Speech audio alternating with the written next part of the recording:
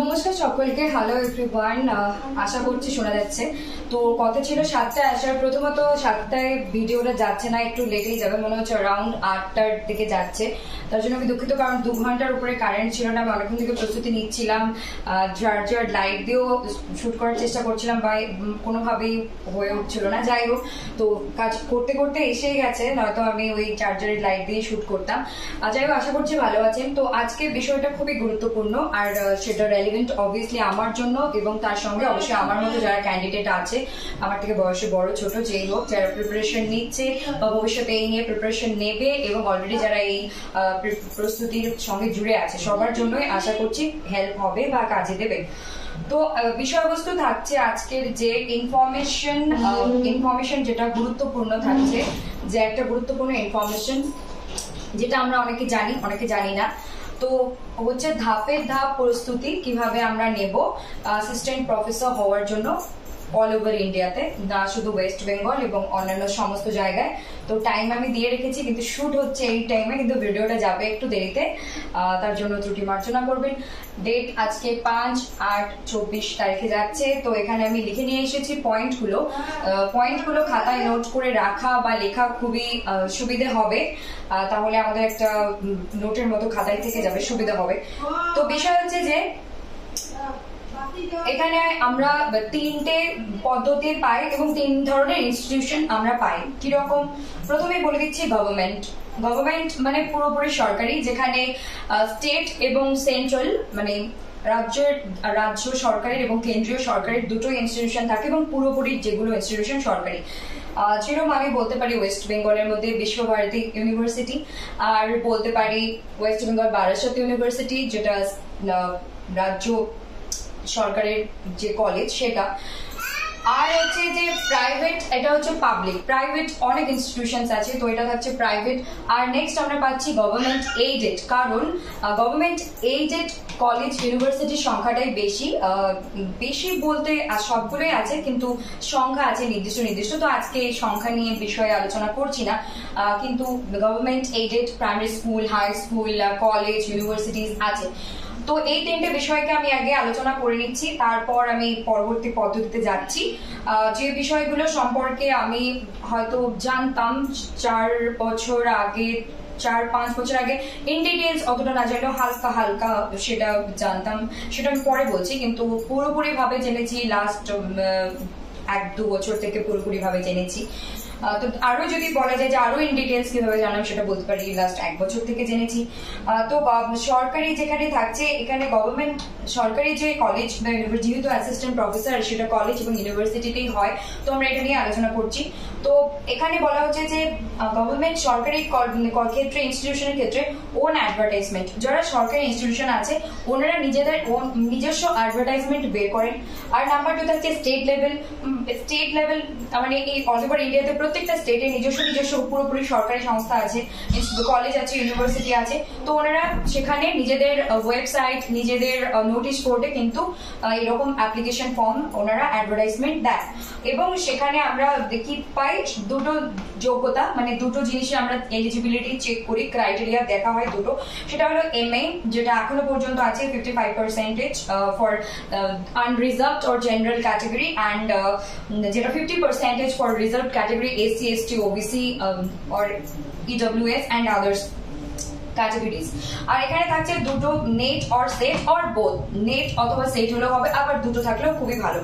তো এই বিষয়টা সরকারি ক্ষেত্রে এটা আমাদের দরকার হচ্ছে যে কোনো কলেজে বা ইউনিভার্সিটিতে প্রফেসর হওয়ার জন্য বা অ্যাপ্লাই করার জন্য, এগুলো কিন্তু পাস করতে হবে। MA কমপ্লিট করার পর, যেহেতু আমাদের এটা আর্টস ডিপার্টমেন্ট, MA নিয়েই কথা হবে। MA, MSc, MCom একই প্রসেস, কিন্তু আমরা যেহেতু ইংলিশ লিটারেচার এবং আমরা UGC নেট মানে আর্টস ডিপার্টমেন্ট নিয়ে কথা বলি, তো সেটা সবার জন্য যেন হেল্প হয়, সেই হিসেবে আমার এই আলোচনা করা। নেক্সট আমরা যাচ্ছি প্রাইভেট ইউনিভার্সিটিতে, যেখানে নেট থাকলে ভালো কথা, না থাকলেও কোনো প্রবলেম নেই। কিন্তু PhD-টা অনেক সময় চাওয়া হয়, বা ওনারা চান ওনাদের কলেজ ইউনিভার্সিটিতে পড়াতে গেলে PhD ইজ মাস্ট। তো পিএইচডি আছে, কোনো কারণে নেট নেই, তাও ওনারা কখনো অ্যালাউ করেন ইন্টারভিউর জন্য। কিন্তু নেট থাকলে ভালো, না থাকলেও অসুবিধা নেই, কিন্তু পিএইচডিটা ওনারা সবসময় প্রেফার করেন ওনাদের ইনস্টিটিউশনে, কলেজ বা ইউনিভার্সিটিতে প্রফেসর হওয়ার জন্য। নেক্সট আমরা যাচ্ছি গভর্নমেন্ট এইডেড। আমি লিখে রেখেছি আধা সরকারি, মানে পুরোপুরি সরকারি নয়, অর্ধেকটা। তো এখানে কি হচ্ছে, এখানে প্রাইভেট কলেজগুলো কিন্তু মানে এই গভর্নমেন্ট এইডেড যে আছে, মানে গভর্নমেন্ট এইডেড মানে গভর্নমেন্ট দ্বারা স্বীকৃত, তার জন্য আমি আধা সরকারি কথাটা লিখেছি। এখানে প্রাইভেট কলেজ, গভর্নমেন্ট যে প্রাইভেট কলেজগুলো আছে এখন আস্তে আস্তে কিন্তু গভর্নমেন্টের আন্ডারে চলে গেছে, মানে সময়ের সাথে সাথে। আর কি হচ্ছে, এখানে প্রসেস আমরা পাই ডিরেক্ট ইন্টারভিউ এবং অ্যাডভার্টাইজমেন্ট। এনাদের ওয়েবসাইট, নোটিশ পোর্টে, নিজেদের পোর্টালে পার্সোনাল যে থাকে ওয়েবসাইট সেই ইনস্টিটিউশনের, সেখানে অ্যাডভার্টাইজমেন্ট এবং তার ভিত্তিতে ডিরেক্ট ইন্টারভিউ মাধ্যমে ওনারা কিন্তু নেন। তারপর বিষয় হচ্ছে যে এই গেল 3টে পদ্ধতি। এখন এই 3টে পদ্ধতির নিরিখে 3টে ইনস্টিটিউশনে যদি কেউ এমএ তে 55%, এমএ এমকমে 55% অ্যাবাভ আছে এবং নেট অর সেট আছে, বা একটা আছে বা দুটো আছে বা একটা অনেক পিএইচডি আছে, তো এইগুলোর মধ্যে যে বা যারা আছে পড়াতে চায় কলেজ বা ইউনিভার্সিটিতে, ডেফিনেটলি তারা যেতে পারে। আর কথা হলো ধাপে ধাপ প্রস্তুতি আর অ্যাসিস্ট্যান্ট প্রফেসর ইনফরমেশন। তো আমি যে কমিউনিটি পোস্টটা করেছি সেখানে ছিল যে নেট সেট পাস করলে কি কলেজে বা ইউনিভার্সিটিতে অ্যাসিস্ট্যান্ট প্রফেসর হওয়া যায়। তো definitely answer is big yes. কিন্তু তারপরেও কিন্তু আমরা অনেকের কাছে শুনতে পাই, সিনিয়র্স বা গুরুজন ব্যক্তিদের কাছে বা এমনিতেও লোকমুখে শোনা যায় যে কত নেট সেট পাস করে বসে আছে তবু চাকরি পাচ্ছে না, এরকমটাও কিন্তু আমরা শুনতে পাই। কিন্তু সেই কথা বলার পিছনে কিছু কারণ আছে। যারা বলছেন ওনারা হয়তো কিছুটা জানেন, কিছুটা জানেন না, বা হয়তো পুরোটাই জানেন না যারা এই মন্তব্যগুলো করছেন। তো দোষ কারোরই নয়, স্বাভাবিক ব্যাপার। কোনো কিছু বিষয় থাকলে সেটার পজিটিভ নেগেটিভ দুটো ইম্প্যাক্টই আমরা দেখতে পাই, আলোচনা সমালোচনা দুটোই দেখতে পাই। So that's it is okay. Then আমরা যাচ্ছি আমাদের আরেকটা মোস্ট ইম্পর্টেন্ট জিনিস, যে এই বিষয়গুলো অনেকেই জানে না। এখন আমি জানি শুধু গ্রামে গঞ্জে বলবো না, শহর বা বিভিন্ন যারা এই পড়াশোনার প্রস্তুতি নিচ্ছে অনেকেই জানে না। ইভেন আমিও জানতাম না 2 বছর আগে বা 1 বছর আগে, ইন ডিটেলস এত কিছু জানতাম না, যেটা সত্যি কথা। তো এখানে এপিআই, সরি আমি এখানে এটা কারেক্ট করে দিচ্ছি, ইন্ডিকেটরস।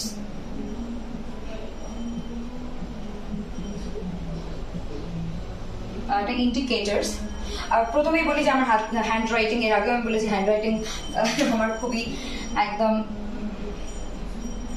খারাপ বলা যায় না, মানে বোঝা যাবে এটুকু বলতে পারি, কিন্তু hand writing is not so beautiful. Or যাই হোক, API full form is academic performance indicators, academic performance indicators. এই এপিআইটা খুবই গুরুত্বপূর্ণ হয়ে উঠেছে এখন, এবং আগেও ছিল।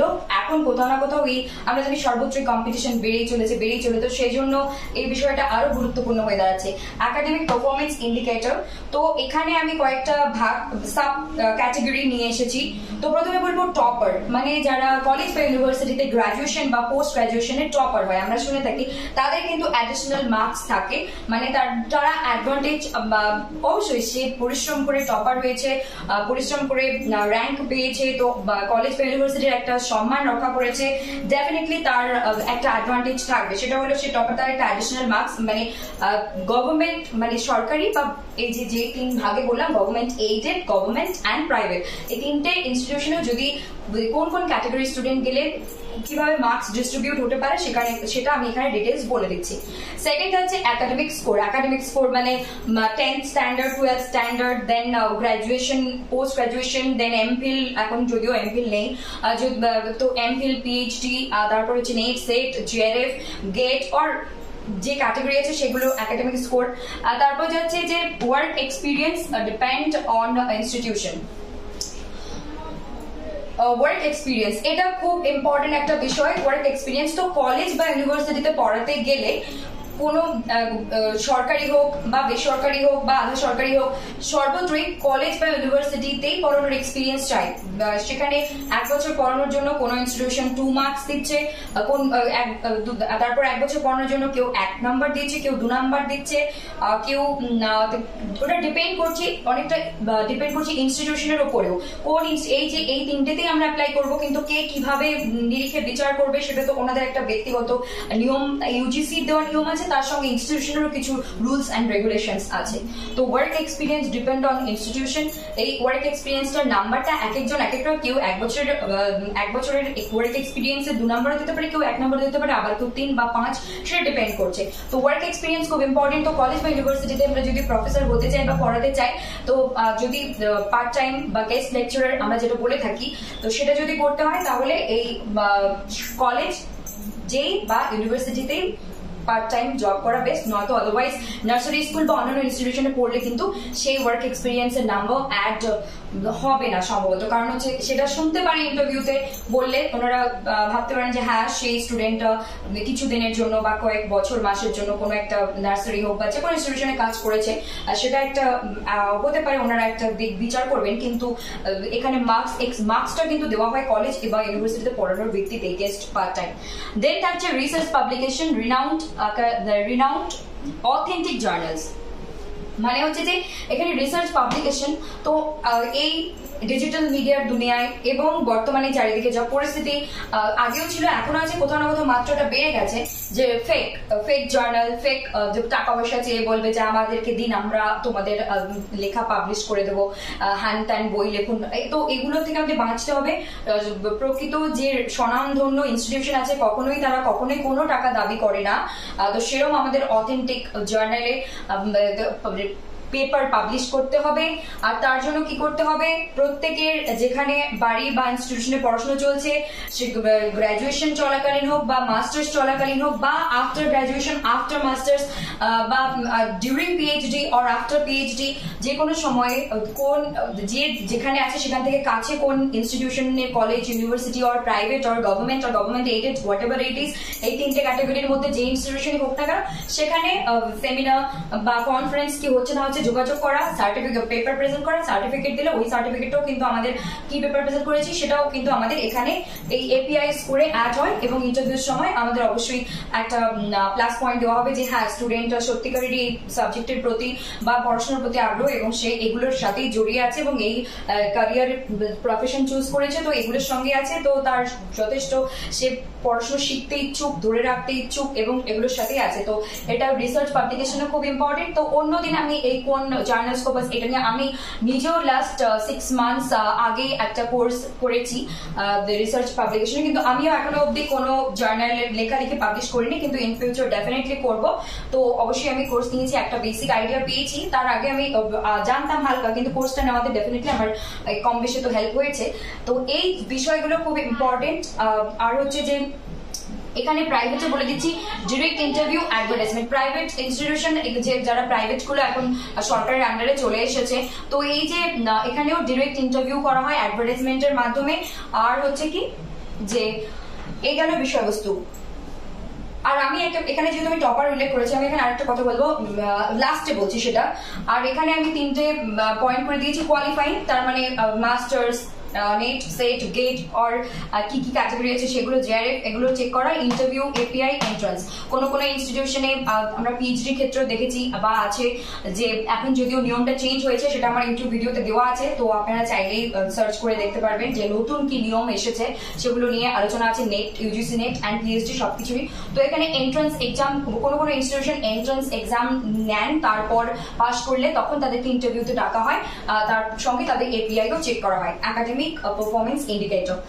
দেন থাকছে ইন্টারভিউ প্লাস এপিআই, মানে এই 3টেই দরকার। কোনো ইনস্টিটিউশনে এন্ট্রান্স হয়, কোনো ইনস্টিটিউশনে এন্ট্রান্স হয় না, কারণ আমরা জানি নেট সেট থাকলে ইন্টারভিউ দিতে, মানে এন্ট্রান্স এক্সাম, লিখিত পরীক্ষা, রিটেন টেস্ট দিতে হয় না। পিএইচডির জন্য ডিরেক্ট আমরা ইন্টারভিউতে কল পাই, অ্যাপ্লাই করতে হয় আমাদের। তো এখানে ইন্টারভিউ, এপিআই, তো এই 3টে ক্যাটাগরি। কোনো ইনস্টিটিউশনে যেহেতু এন্ট্রান্স হয়, কোনোটাতে হয় না, তাই আমি 3 ভাগে ভাগ করেছি। আর কোয়ালিফাইং মার্কস, এই 3টেই জড়িয়ে আছে। এই 3টে যে কোনো ইনস্টিটিউশনে আমরা যদি অ্যাপ্লাই করি তার জন্য, বা সবগুলোতেও যদি অ্যাপ্লাই করতে চাই তার জন্য। তো বিষয় হচ্ছে এগুলো বলা হলো। আর হচ্ছে এখন বলবো যে অনেকেই যে বলে, আমি এই টপার নিয়ে একটা কথা বলবো, যেটা আমার নিজের ব্যক্তিগত মতামত বলবো। আর একটা কথা বলবো যে অনেকেই বলে যে নেট সেট পাস করে প্রচুর আছে, তাও পায় না। তো এখানে আমি একটু বলছি। বিষয় হচ্ছে যে 2018-তে আমরা জানতে পেরেছি, যে সালে আমি মাস্টার্স কমপ্লিট করেছি, আমরা জানতে পেরেছি যে স্টেট এইডেড মানে এটাকে স্যাক্ট করে দেওয়া হচ্ছে, যে পার্ট টাইম বা গেস্ট লেকচারের যে এমএ কমপ্লিট করার পর একটা প্রবাবিলিটি ছিল যে আমরা কোনো ইনস্টিটিউশনে অ্যাপ্লাই করতে পারি, গেস্ট বা পার্ট টাইম টিচার যদি ভ্যাকান্সি থাকে সেখানে গিয়ে পড়াতে পারি, সেই বিষয়টা বন্ধ হয়ে গেছে পুরো।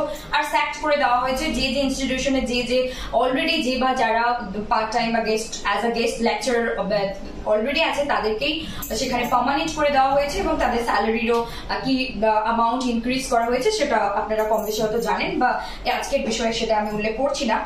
তো সেই জন্য সেটা 18 সালে বন্ধ হয়ে যাওয়ার পর এরপর থেকে তারপর 20-তে আমরা কোভিড দেখতে পেলাম। কোভিডের জন্য আমরা 2-3 ইয়ার্স খুবই সাফার করেছি, 20, 21, 22 পুরোপুরি। তো ভালো খুব রকম আমরা কম বেশি সবাই সাফার করেছি। তো সেখানেও একটা যে ঘরে বসে ঘরে করে, কারণ ওই টাইমটা না থাকলে হয়তো আরো বেশি আমরা যারা ওই সময়ে টাইম পিরিয়ডে পাস করেছে তারা হয়তো আরো একটু দৌড়দৌড়ি ছোটাছুটি করতে পারতো, ইনস্টিটিউশনের সঙ্গে যোগাযোগ করতে পারতো, সেটাও একটা কোথাও না কোথাও ব্যারিয়ার বা বাধা তৈরি হয়েছে। আবার অবশ্যই সব দিকেরই সব পরিস্থিতির একটা ভালো মন্দ দিক আছে, সবকিছু যে নেগেটিভ হয়েছে তা নয়, পজিটিভ অনেক কিছু হয়েছে।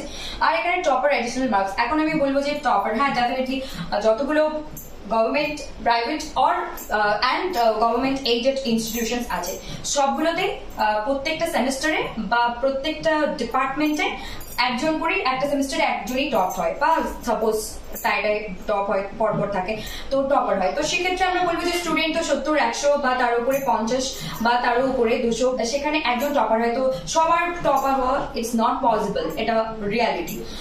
তার মানে কি যারা টপার হয়নি তাদের জীবনে কিছুই নেই করার, এটা আমি এখানে উল্লেখ করলাম যে এটা তারা অ্যাডভান্টেজ পেতে পারে বা পায়, বা অবশ্যই সেটাকে একটা ইনস্টিটিউশনে টপার হয়েছে, পরিশ্রম করেছে, একটা সম্মান নিজে পেয়েছে, এনে দিয়েছে, তো ডেফিনেটলি একটা অ্যাডভান্টেজ। তো সেটা আমরা অস্বীকার করতে পারবো না। আবার যারা টপার হয়নি তাদের জীবনে কি কিছুই নেই, ডেফিনেটলি আছে। এই যে ক্রাইটেরিয়া 55% মার্কস, আর তো এই 5টা আঙ্গুল আমাদের প্রত্যেকেরই আলাদা, তেমন প্রত্যেকটা মানুষই ইউনিক নিজের ওয়েতে, প্রত্যেকটা মানুষই ইউনিক। আমরা কেউ বলতে পারবো না যে আমার মধ্যেই সবটাই আছে, 110 গুণ মিলিয়ে আমরা জানি যে মানুষ। তো সেক্ষেত্রে আমরা জানি যে এরকমও এক্সাম্পল আছে টপার, আমি এক্সাম্পল দিচ্ছি, কেউ পার্সোনালি এটাকে নেবেন না বা ভুলভাবে ইন্টারপ্রিটেশন করবেন না, দুঃখ তো একদমই পাবেন না, আমি এক্সাম্পল দিচ্ছি। এরকমও আমরা দেখেছি যে টপার হয়ে সে পরবর্তীতে কন্টিনিউ করতে পারেনি বা ডিরেকশন চেঞ্জ করেছে। কেউ হয়তো আমরা জানি লাস্ট দিকে ছিল, তারপরে সে একটা তার চেষ্টা দ্বারা একটা ভালো পজিশনে চলে গেছে। আবার মিডিওকার যে মার্কস যারা পেয়েছে তারা হয়তো যা চেয়েছে ঠিক তাই করতে পেরেছে। তো এরকম হয়। আবার এরকম টপার সবসময় টপার তারা ওটা বজায় রাখতেও সক্ষম হয়েছে, কখনো পায়নি। আবার যারা পিছিয়ে পড়া তারা হয়তো পিছিয়েই থেকে গেছে, আর যারা মিডিওকার তারা হয়তো মিডিওকারে থেকে গেছে। কিন্তু ইট ডিপেন্ডস, কারণ হচ্ছে পরিস্থিতি, সব ভাগ্য, পরিস্থিতি, পরিশ্রম সবার জীবনের আলাদা, তো আলাদা আলাদা ভাবে। তো এটা ব্যক্তিগত ভাবে নিজেকে নেওয়ার কোনো কারণ নেই। আর একটা ফাইনালি বলবো এটা যেহেতু অ্যাডভান্টেজ, এটা আমার এখানে উল্লেখ করা অবশ্যই দরকার। টপার যে হয় বা তারপরে 3 জন থাকে, ফার্স্ট, সেকেন্ড, থার্ড, তাদেরকে গোল্ড, সিলভার অ্যান্ড মেডেল যে দেওয়া হয় সেগুলো। তো অবশ্যই আর একটা কথা কি বলবো যে এই গেল টপার নিয়ে। তো এত কিছু নিয়ম আছে, এত কিছু, তারপরেও একটা কথা বলবো, যে বা যার কিছুই নেই, সে ওই তো জানতো না, সে মানে 10, 12 গ্রাজুয়েশন, পোস্ট গ্রাজুয়েশন কমপ্লিট করার পর সে তারপর এত কিছু তার জানা ছিল না, সে বয়স সেটা তার রানিং রেগুলার ক্যান্ডিডেটও হতে পারে, আবার কারো হয়তো গ্যাপ পড়ে গেছে, এরকম ক্যান্ডিডেট হতে পারে। তারপর কি হচ্ছে, সে ধীরে ধীরে এসেছে, জানতে পেরেছে নেট সেট বোথ বা নেট সেট যে কোনো একটা কোয়ালিফাই করেছে বা দুটোই করেছে, মার্কস টিকিয়েছে, তার মধ্যে প্রচুর ইচ্ছে আছে কাজ এই প্রফেশনে আসার বা টিকে থাকার। তো সেক্ষেত্রে সে জানে না এপিআই স্কোর, সেক্ষেত্রে সে জানে না এত কিছু, ওয়ার্ক এক্সপিরিয়েন্স নেই, জার্নাল পাবলিকেশন নেই, তারপর টপার নয়, একাডেমিক স্কোরটাই তার হাতে আছে, আর নেট সেট আর জিআরএফ এই তিনটের মধ্যে যে কোনো একটা, বা নেট সেট, জিআরএফ, গেট, চারটের মধ্যে চারটেই আছে, বা একটা আছে বা দুটো, তিনটে, যাই হোক আছে, সে কি হতে পারবে না অ্যাসিস্ট্যান্ট প্রফেসর? ডেফিনেটলি হতে পারবে। অবশ্যই তার প্রচেষ্টা, তার কঠোর পরিশ্রম, তার নিজেকে ইমপ্রুভ করার প্রতিদিনের চেষ্টা, এবং তার পজিটিভ মাইন্ডসেট, এবং তার অসীম ধৈর্য, এবং হচ্ছে তার কি করতে হবে, নিজেকে খবরগুলোতে তখন জানতো না, ধীরে ধীরে তাকে আপডেট হতে হবে, জানতে হবে, এবং সেগুলোর উপর কাজ করতে শুরু করতে হবে। আর definitely luck is also very important factor which played a big role in our life, I believe in my life. তো লাক, কারণ অনেকেই আছে যে প্রচুর একাডেমিক স্কোর, একাডেমিক ভালো সিভি থাকা সত্ত্বেও সব, I am just giving you example and that is real example. এটা কোনো আমি ইমাজিনারি বা কাল্পনিক ভাবে মন করা কিছু বলছি না, এরকম আমরা জানি, দেখেছি যে টপার এবং একাডেমিক স্কোর ভালো, পাবলিকেশন আছে, ওয়ার্ক এক্সপিরিয়েন্স আছে, তারপরে সরকারি চাকরি পাইনি, তার কিন্তু কোনো একজন ক্যান্ডিডেট জাস্ট এমএ কমপ্লিট করে net JRF set or net get set যে কোনো তিনটে দুটো বা একটা কমপ্লিট করে সে ভালো ইন্টারভিউতে পারফর্ম করেছে, তার সরকারি চাকরি হয়ে গেছে। তো এটা কিন্তু একটা কপালেরও ভাগ্যেরও ফ্যাক্টর অবশ্যই একটু হলেও মানতেই হবে। ভাগ্য বলেও কিছু একটা আছে যেটা ডিপেন্ড করে, তো সেটা গভর্নমেন্ট হবে না আধা সরকারি হবে না পাবলিক প্রাইভেট হবে, কিন্তু বলে না যে মানে ওটার জন্য একটা ভাগ্য দরকার, সরকারি চাকরি সবার ভাগ্যের জন্য। আবার আমি বলবো যে সরকারি চাকরি বিজনেস কোনো প্রফেশনই খারাপ নয়, ছোট বড় বলে কিছু হয় না, সব প্রফেশন সব কাজকেই আমরা আমাদের সম্মান করা, এবং অবশ্যই প্রত্যেকটা কাজেরই ভ্যালিউ আছে। যে কোনো একটা দিয়ে জীবন চলবে না, আমাদের সবটা নিয়েই চলতে হবে না। তো এই হচ্ছে বিষয়বস্তু। আর হচ্ছে ইন্টারভিউ নিয়ে একটা কথা বলবো। Interview also played a very important role.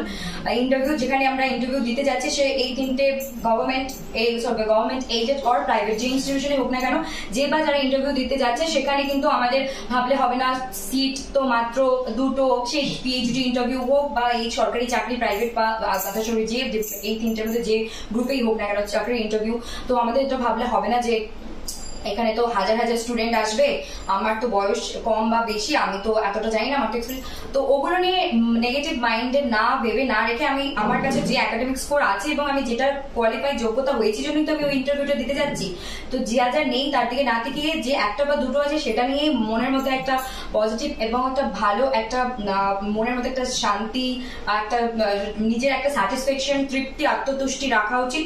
এবং যে এরকম একটা ভাব রাখা উচিত যে আমার তো এক্সপিরিয়েন্স নেই, আমার তো জার্নাল পাবলিকেশন নেই, ইটস ওকে, কিন্তু আমি ইন্টারভিউতে গিয়ে যেন এত সুন্দর ভাবে প্রেজেন্ট করতে পারি যে আর 5 জনের জায়গায় আমাকে যেন ওনারা ভাবেন যে মানে একেও বা এনাকেও কনসিডার করা যায় এবং performance is not so bad, it's really good.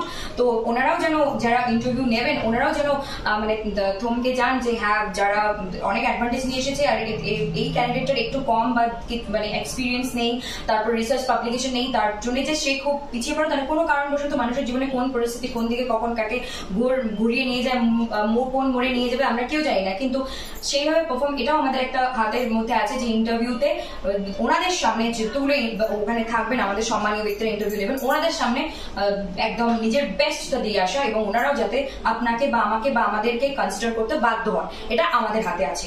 তো আমি ওভারঅল সবকিছু বললাম, কারোরই মানে কোনোটা কারোর একটা আছে, দুটো নেই, কারোর দুটো আছে বা তিনটে নেই, কারোর কাছে সবগুলোই আছে, কারোর কাছে একটাও নেই, কোনো কারোর চিন্তা করার বা হতাশ হওয়ার কিচ্ছু নেই। ধাপে ধাপে এগিয়ে যেতে থাকলে, দৃঢ়তার সঙ্গে কাজ করে যেতে থাকলে ডেফিনেটলি আমরা যা চাই তা অ্যাচিভ করতে পারবো।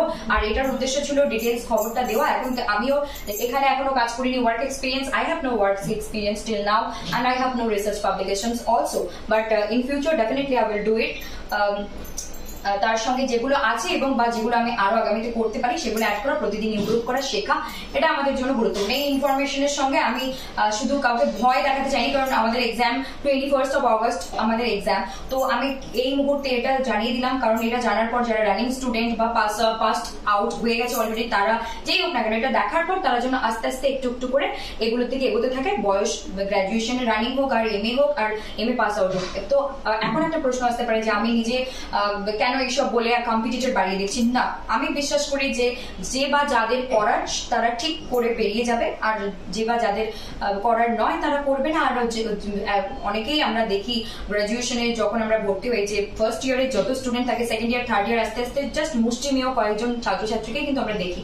তো অনেকে নার্সিং এ চলে যায়, অনেকে পলিটেকনিক বা আদার্স যে কোনো দিকে বিএড ডিএলএড এর জন্য চলে যায়, আরো অন্যান্য প্রফেশনকে চুজ করে, কারণ এখানে ভ্যারাইটি আছে, প্রচুর প্রফেশনস আছে, অপশনস আছে, তো যার যেটা ভালো লাগে চলে। তারপর আবার যে যারা নাই তাদের মধ্যেও কিছু সংখ্যকই এগিয়ে যেতে পারে, কেউ হয়তো ব্যাক পেয়ে যায় এবং তারপর তারা চেষ্টা করে এগিয়ে যায়। তো মানুষ মানে, জীবন মানে এরকম, অবশ্যই সব ভালো মন্দ বা উত্থান পতন লেগেই থাকবে, কিন্তু আমাদেরকে স্টেবল থাকতে হবে, নিজের লক্ষ্যে স্থির থাকতে হবে, এগিয়ে যেতে হবে।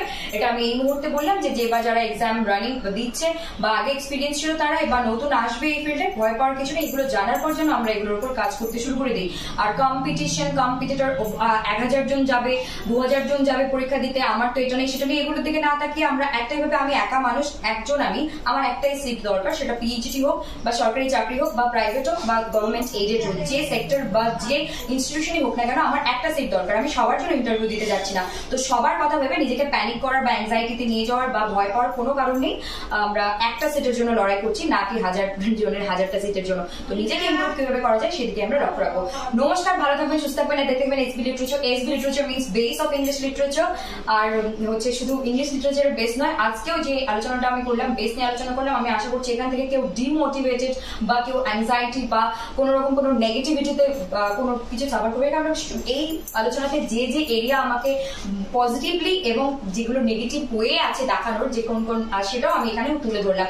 আশা করছি এরপর আর অ্যাংজাইটি বা নেগেটিভ বা হচ্ছে নিজের ওপর কনফিউশন, ডাউটস আনার কোনো ব্যাপার নেই। নিজের ইমপ্রুভমেন্টের দিকে আমরা ফোকাস করতেই পারি। তো এই ছিল আজকে আমার উদ্দেশ্য। Like, comment, share and subscribe করতে একদম ভুলবেন না। এরকম দুর্দান্ত আলোচনা, দুর্দান্ত বিষয়বস্তু আরোই আসতেই থাকবে। তার জন্য কি করতে হবে? এসবি লিটারেচারকে like, comment, share and subscribe করতে হবে। কমেন্ট করুন, ভালো মন্দ যাই করুন আমি সাদরে গ্রহণ করবো। আমি আপনাদের উত্তর দেওয়ার চেষ্টা করবো, উত্তর দেবো। আপনাদের আমাকে যদি কোনো সাজেশন দেওয়া থেকে ডেফিনেটলি দেবেন, আমি গ্রহণ করবো। আর হচ্ছে ভালো থাকবেন, সুস্থ থাকবেন। নমস্কার।